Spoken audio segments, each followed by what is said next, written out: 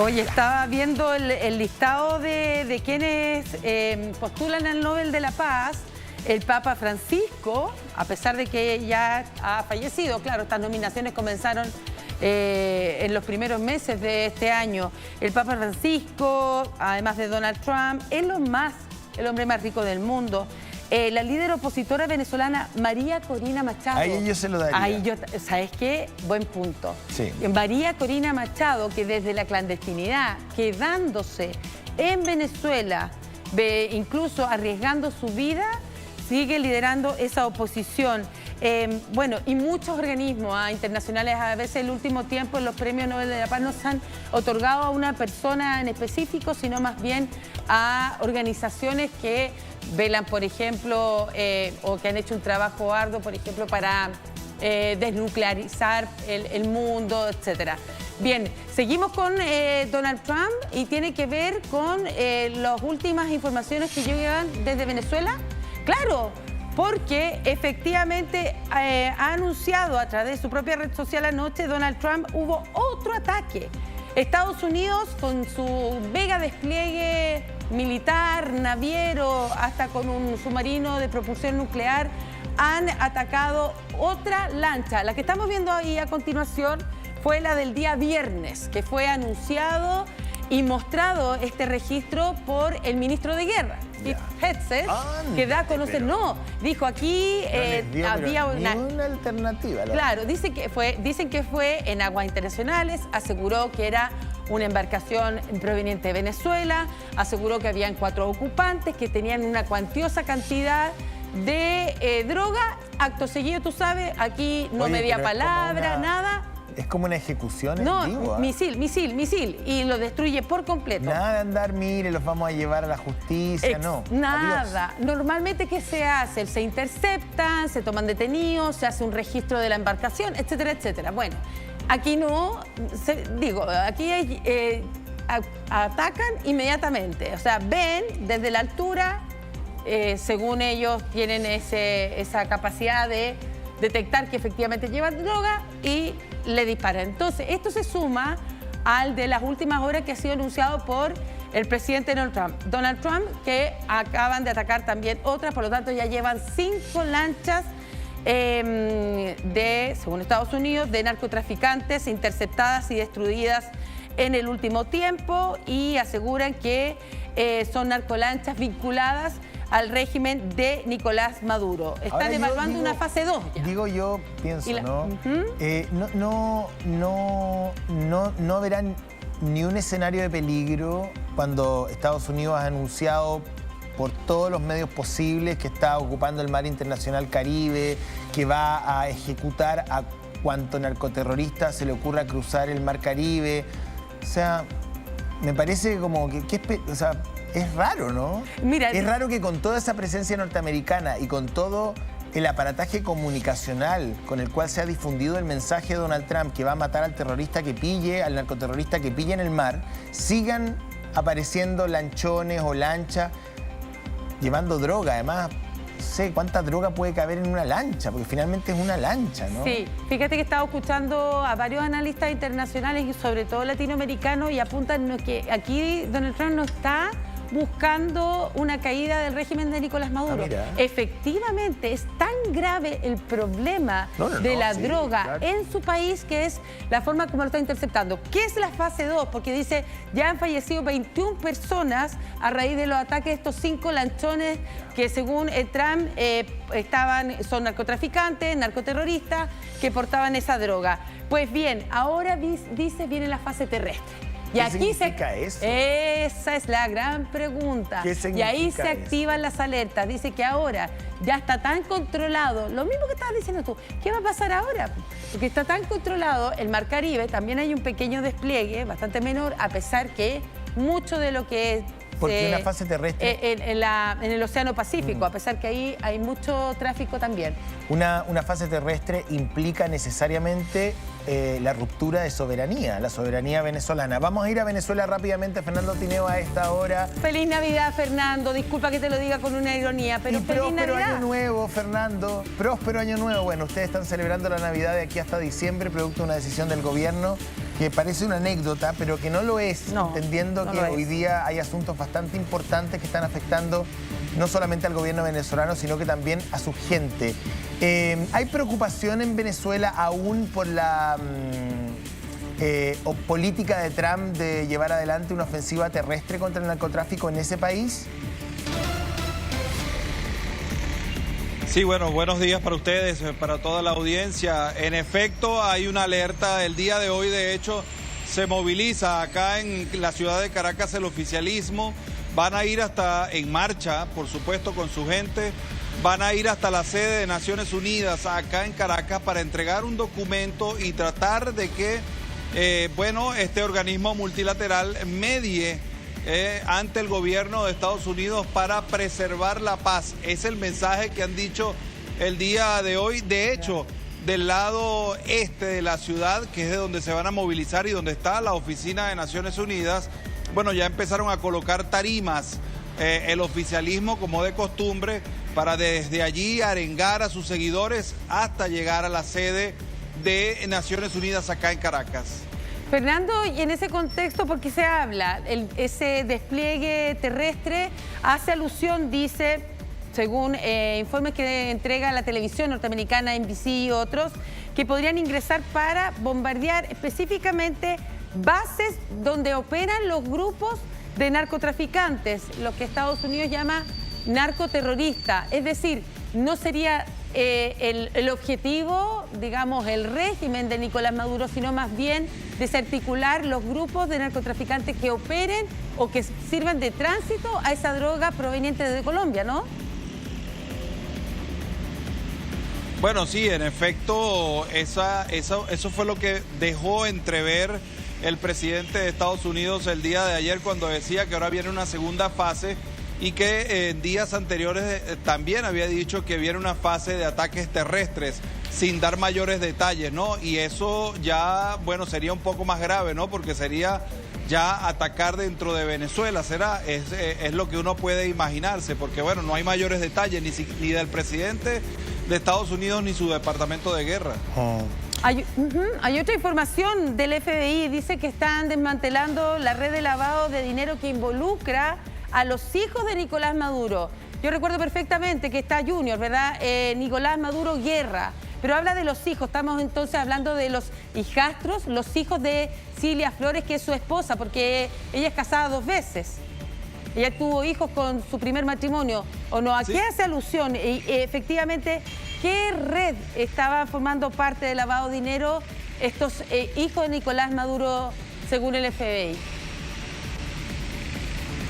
Bueno, recuerden que hay investigaciones en Estados Unidos que hablan de una trama muy grande de corrupción y que el epicentro sería, bueno, Petróleos de Venezuela, ¿no? Que desde allí se desviaron muchísimos recursos y que muchos fueron utilizando el sistema financiero estadounidense.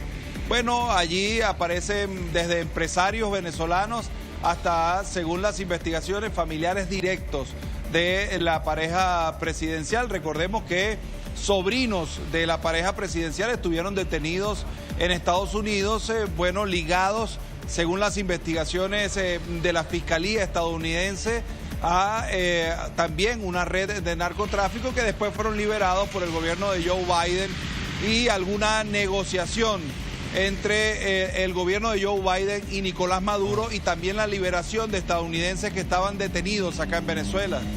Fernando, mira, se ha especulado mucho a nivel continental en el marco de esta operación norteamericana de que el régimen está preparando la fuga de Maduro, ¿no? Se ha hablado mucho, ¿no? Mira, que el avión, ¿no? Que tenemos un búnker, ¿no? Que lo va a recibir Managua, ¿no? Lo va a recibir Cuba, no, se va a ir a Moscú, en fin, de que él ya tiene... Brasil también han dicho. No, mira, Brasil, Lula... ¿Están calladitos? Lula de pelotudo no tiene un pelo. Si hay un tipo inteligente en la política continental es el Lula. Y ese problema, Lula no se lo va a comprar. No, para nada. O sea, yo creo que tiene muchos otros temas de que preocuparse y hace mucho tiempo que el régimen brasileño se desmarcó absolutamente de lo que en la primera etapa eran muy aliados con Chávez, pero luego se fue desmarcando y hoy día está bastante distante, digamos. Quería preguntarte, al interior, ustedes, allá en Caracas, ¿se habla de este tema? La gente habla y dice, oye, parece que Maduro se va a fugar. ¿Hay una percepción de que va a salir arrancando como un ratón? ¿O eso no es tema en las calles venezolanas? La gente lo que quisiera, José Antonio, es que este problema político que tiene Venezuela se solucionara de una vez por todas. Y las personas, de alguna manera, el año pasado, en la elección presidencial, trataron de decidir eso, ¿no? Emitiendo su voto, emitiendo su opinión, trataron de poner coto a esta situación política para tratar de cambiar el país. ¿Con qué responde el gobierno? Bueno, ustedes lo han visto, con Navidad, con luces por toda la ciudad. Allí tenemos también videos donde pueden ver cómo han llenado de luces parte de la ciudad. Lo entiendo, Fernando, pero... Bueno, para hacer... Mi pregunta apunta a lo siguiente. Yo entiendo que hay un intento de desvío de la atención y levantar una cortina de humo, pero yo entiendo que el pueblo venezolano también está bastante desgastado, ¿no? Y frustrado y descreído y desesperanzado. Pero no sé si se conversa, o sea, si hay una percepción de que va a pasar, de que Maduro se va a escapar, o es algo que ustedes lo ven como imposible.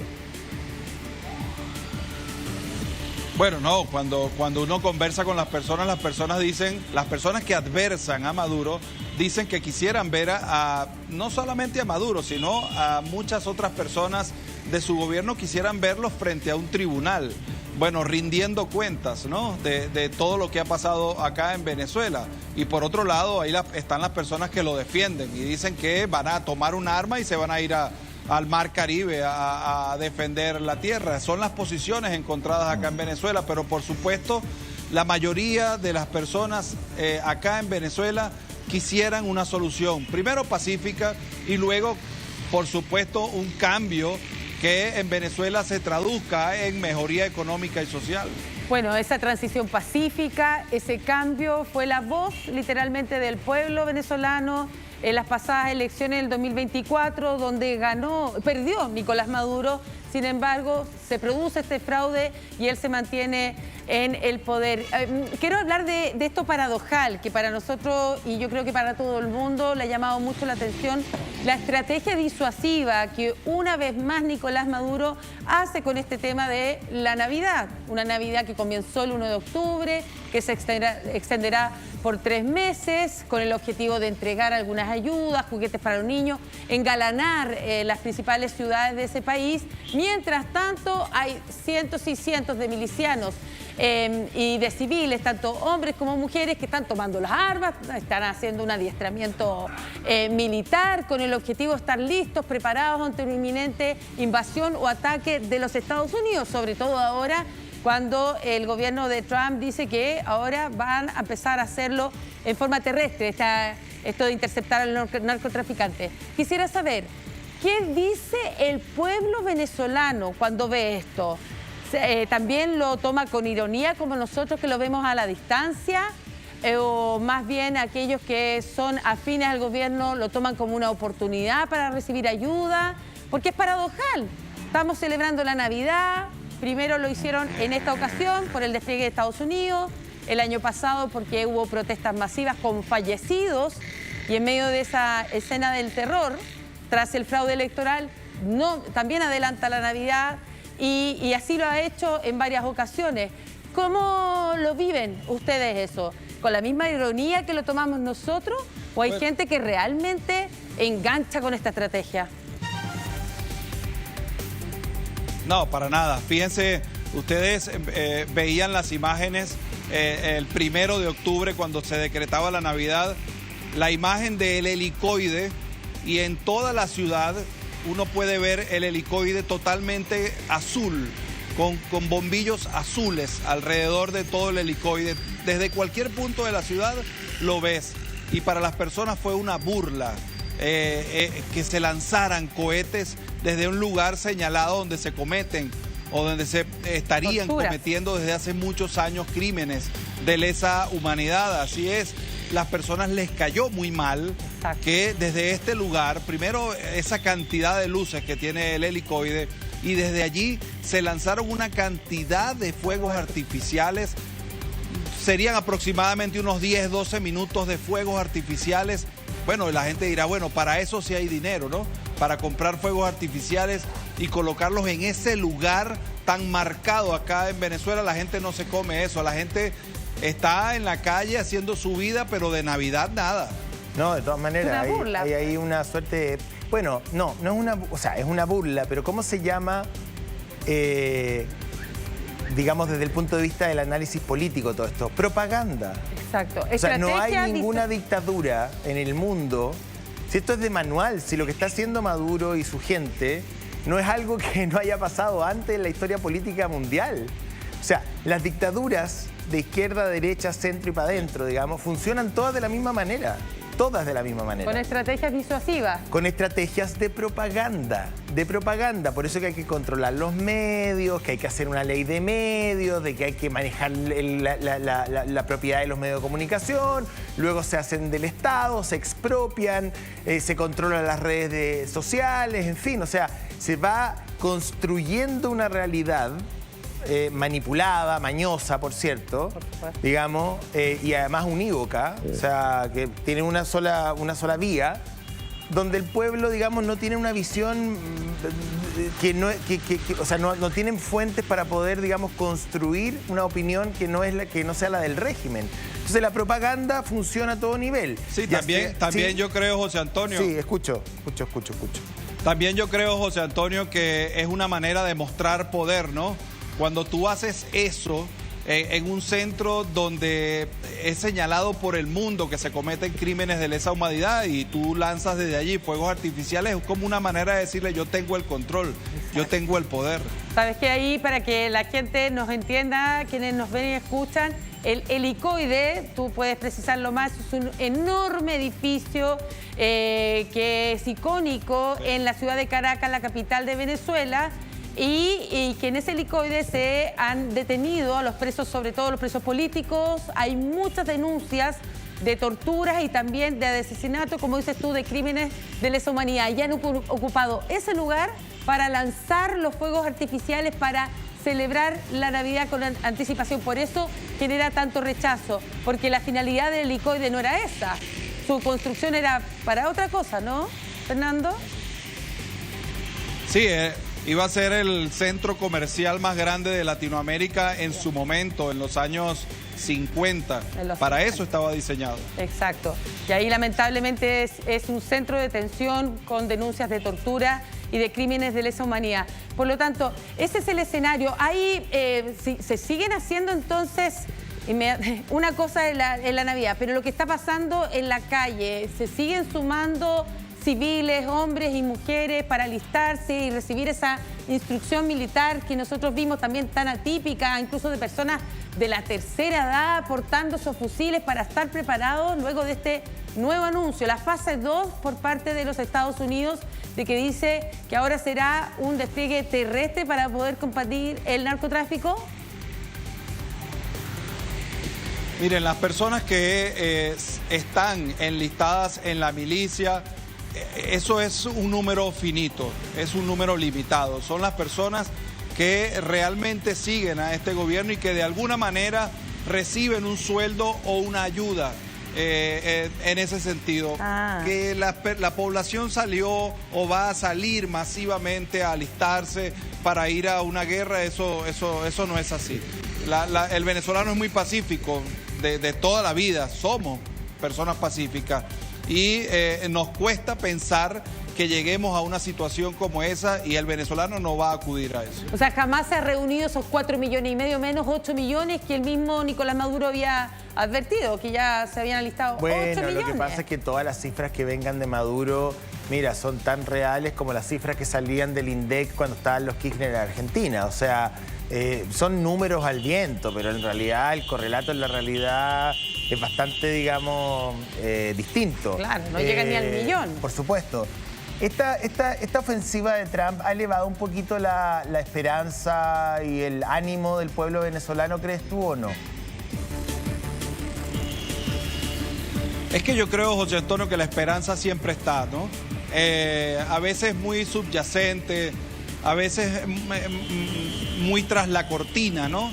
siempre está la esperanza, y lo vimos el año pasado en la elección presidencial, se abrió esa puerta y el venezolano buscando una salida porque lo económico aprieta, ¿no? Lo económico está muy palpable. Hoy un dólar acá en Venezuela vale más de 300 bolívares y el sueldo mínimo es 130 bolívares. Yo de verdad, a mí, entonces, Fernando, es muy mira, difícil. Yo no entiendo bien, e insisto, aquí se ha viralizado mucho, digamos, un análisis bastante grosero que hice yo de esto hace unas semanas atrás, con garabatos incluidos, que no voy a usar en esta oportunidad, advierto. Pero que caló muy profundo, porque cuando se viraliza un video tiene algo de probablemente de significado para muchas personas que lo comparten, ¿no? Entonces yo de verdad que, insisto, no puedo entender, y algo que yo ya estoy muy viejo para tener paciencia por las pelotudeces y las estupideces de las personas, digamos, por eso vivo con animales. O sea, 8 millones de venezolanos que han salido de Venezuela escapando, algunos buenos, otros no tan buenos, buscando oportunidades. Nadie se va de su hogar, de su cultura, de su pueblo porque quiere. Sí, pueden ser 800, pueden ser 8.000, pueden ser 18.000, pueden ser 80.000, pero no 8 millones. Entonces, ¿de qué diablos me está hablando esas personas que todavía consideran que el señor Maduro tiene algo de verosimilitud en su discurso, digamos? O sea, más allá de que haya o no abastecimiento económico, ha pasado por momentos Venezuela donde efectivamente hay desabastecimiento, otros momentos que no, pero es tan claro el panorama, o sea, es tan claro el panorama que más allá de que se sea de izquierda o de derecha, uno puede ser de izquierda o de derecha, pero no puede ser imbécil. Eso es lo que yo le diría a todas las personas que todavía defienden a Maduro aquí en este país y en el resto del mundo. Pueden ser de izquierda, por supuesto, pueden ser de izquierda, además extrema si quieren, pero no pueden ser idiotas. Entonces yo no voy a conversar con idiotas, porque para eso, bueno, o sea, me miro al espejo. Pero lo que quiero decir es que siento que hay pero el año pasado quedó demostrado que eran minorías, José Antonio. Eran minorías, pero por supuesto que lo son, por supuesto que lo son. Si esto es de manual, esto ya se ha hecho en el mundo. Pero mira, yo tengo una mirada crítica, no hacia el pueblo venezolano, ni tampoco a Maduro. Maduro está haciendo su negocio, que no se dan cuenta. Que Maduro, ¿saben por qué no quiere dejar el poder? Maduro no es que no quiera dejar el poder porque le tiene mucho cariño al pueblo venezolano, no quiere dejar el poder porque tiene miedo que lo hagan parir en la cárcel.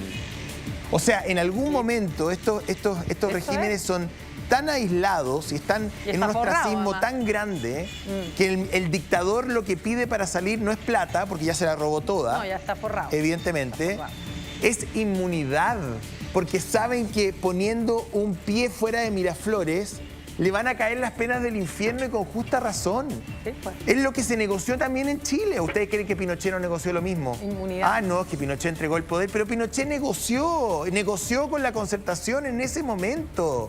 Pero por favor, si eso es parte de la historia, cada uno podrá interpretarlo, por supuesto. No tengo problema con eso. Algunos creerán que es justo, otros creerán que es injusto. Yo tengo mi propia opinión, pero yo no estoy acá para dar opiniones personales, que lo cual no tiene ni un valor. Yo estoy acá para describir los factos, y los factos dicen que los dictadores se van o porque los matan o porque negocian inmunidad. Y se van y mueren en la impunidad y en la inmunidad. José Antonio, dígame. De que sea justo, no se trata de que sea justo o no sea justo, se trata de que una negociación, en el caso chileno, en el caso venezolano, en el caso que sea, una negociación es quizás una de las mejores salidas dentro de lo peor. Bueno, porque ahí se evita, ¿no? Entre muchas cosas, el derramamiento de sangre de una población que sí, que está, digamos, en su vida y que a lo mejor paga por las situaciones de los que están en el poder, ¿no? Fernando, además, antes de terminar este contacto, no quiero dejar pasar el liderazgo de María Corina Machado, la líder de la oposición, que sabemos que se mantiene, ¿verdad?, en la clandestinidad, luchando dentro de Venezuela, porque sabemos que quien resultó electo presidente, Edmundo González Urrutia, tuvo que exiliarse por su vida y por la de su familia y está en España, como muchos otros líderes y representantes, incluso ciertas autoridades que han tenido que abandonar lamentablemente ese país, como los 8 millones que lo han hecho. Bien, está nominada al Nobel de la Paz María Corina Machado. ¿Hay posibilidades, se ha hablado de ella como esta figura posiblemente pudiese obtener ese galardón? Bueno, imagínense, sería una buena noticia para, por ejemplo, María Corina Machado y los seguidores de María Corina Machado y la oposición venezolana, ¿no? La oposición que apoya a María Corina Machado. Hay una oposición que no la apoya ni hoy ni en el pasado. Bueno, por las posturas de María Corina Machado, que siempre ha sido frontal y de frente y tratando de desligarse, ¿no?, de la manada de la oposición. Sería una buena noticia tanto para sus seguidores como para el país, ¿no? ¿Y dónde está De hecho, ella? había una información de última hora. ¿Sí? ¿Sobre? Bueno, Diosdado Cabello dice que él sabe dónde está María Corina Machado y muchos señalan a la Embajada de Estados Unidos, que estaría allí dentro de la Embajada de Estados Unidos, que el día de hoy está en manos de la República de Suiza. Es la que tiene el cuidado de la Embajada de Estados Unidos en este momento. De hecho, información de esta madrugada, el presidente de la Asamblea Nacional, Jorge Rodríguez, decía que tenían información de que es posible que en la Embajada de Estados Unidos vayan a colocar bombas para tratar de hacer un falso positivo de un atentado en contra de esta embajada, que es territorio estadounidense. No, de todas maneras, o sea, un atentado contra una embajada podría efectivamente provocar una respuesta norteamericana. Ahí estaría validado. Exactamente. Recordemos que del 2019 que no hay relaciones diplomáticas, están completamente cortadas entre Estados Unidos y Venezuela. Ella está siendo hoy día acompañada por ¿quién? O sea, la oposición hoy día ¿en qué está? ¿Está visible, está invisible? Está dividida. ¿Está dependiente de María Corina o no? ¿O hay otros nombres hoy día que capitalicen un poco la oposición a Maduro en términos públicos? Bueno, según los sondeos de opinión, quien encarna, digamos, el favoritismo de la población en cuanto a la oposición es María Corina Machado y después está Edmundo González. No hay otro nombre. De hecho, hay políticos en Venezuela como Leopoldo López, por ejemplo, que no están bien vistos dentro del favoritismo de la oposición. ¿Por qué? Se le vincula también a muchas cosas, sí señor, se le vincula también, Fernando, por ejemplo, a lo que ocurrió en Monómeros. No, la pregunta tiene, uno asumiría que frente a una dictadura tan brutal como la de Maduro, eso debería, más allá de las diferencias que tenga la oposición, unirlos, ¿no? ¿Qué es lo que ocurrió en Chile también? Que la oposición acá, a fines de la dictadura, tenía muchas diferencias. No era lo mismo la democracia cristiana que el Partido Comunista. Por supuesto, tenían incluso visiones absolutamente diferentes de la vía que iban a utilizar para poder sacar al dictador. Pero finalmente el motor de sacar a Pinochet era mucho más contundente que cualquier diferencia que pudiesen tener. Entonces llevó a que se generara una concertación de partidos por la democracia, ¿no? Y que, bueno, llevó al poder a Elwin, por cierto, en fin, pese a que había facciones de la izquierda que todavía se mantenían por la vía armada, incluso hasta entrada a la democracia. En el caso de Venezuela, vemos una oposición absolutamente fragmentada, o sea, la imagen de Maduro no es suficientemente poderosa para que olvide sus diferencias por un rato. ¿Por qué? Fíjense una cosa, José Antonio, lo conversaba ayer con un amigo politólogo, y es que yo creo que hay políticos en Venezuela que no entienden que su tiempo pasó. El político tiene un tiempo, tiene una fecha de vencimiento, y hay un momento en el que, exacto, hay un momento en el que tú tienes que dejar de liderar, ¿verdad?, un movimiento y darle paso a nuevas generaciones. Aquí los políticos no, aquí los políticos quieren el poder. quieren ser presidente. Aquí en Venezuela todo el mundo cree que puede ser presidente. O sea, hay personas que lamentablemente no cuentan con las credenciales para ser presidente de la República. No al menos Más ahora. allá de que puedan contar con algún apoyo, pero tienen el tiempo que se les acabó y quieren seguir en esto para montarse en el poder y bueno, quién sabe qué harán una vez en la silla de Miraflores. Pero eso es lo que pasa en Venezuela, que todos creen que pueden ser presidentes. O sea, los proyectos personales son más importantes que los colectivos. Qué triste. Qué triste lo que está diciendo Fernando, Sí, porque pues. al final el costo lo está pagando el pueblo. Los señores Capriles, o los señores López, o los señores Guaidó, tienen redes en el mundo. Tienen redes en los Estados Unidos, tienen redes de apoyo en Colombia, en Panamá.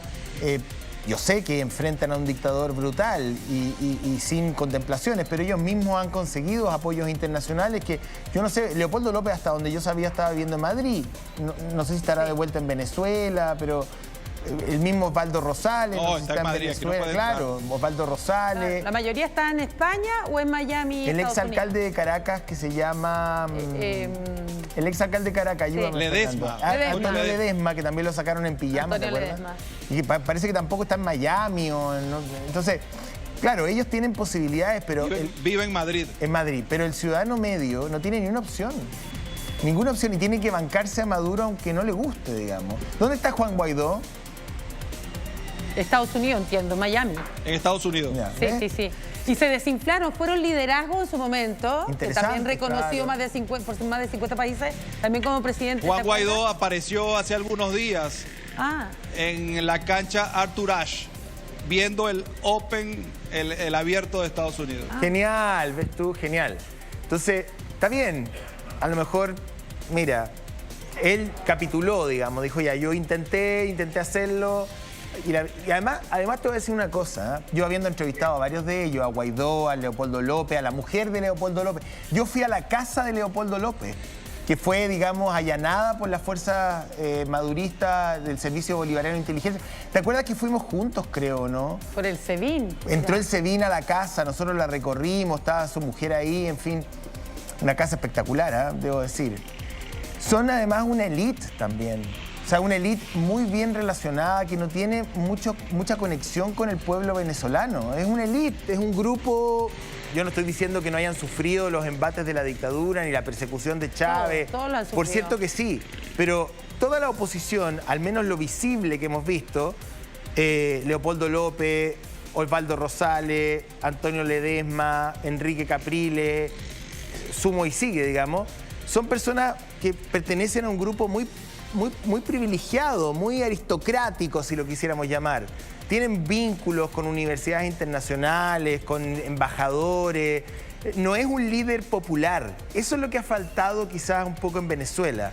Todavía el madurismo y el chavismo tiene seducida a las clases populares. Menos que antes, me imagino, mucho menos que antes.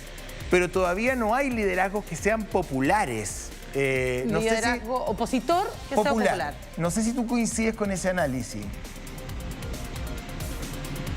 Bueno, sí, es que aquí, y tal vez como en muchas partes del mundo, ¿no? Quienes gobiernan son las castas, ¿no? Los que vienen hijos de presidentes, los hijos de los empresarios. Es así, es muy difícil construir un liderazgo desde una base y llegar, por ejemplo, a ser diputado, claro, gobernador, alcalde. Si no tienes un apoyo económico detrás, es muy difícil. Exactamente. Bueno, Fernando, te mandamos un tremendo abrazo, como siempre, espléndido tus despachos, con todas las restricciones que sabemos significa ser periodista bajo este tipo de modelos políticos, pero tú lo haces de manera excepcional. Muchas gracias, que estés muy bien. Gracias, Fernando. Gracias por este contacto.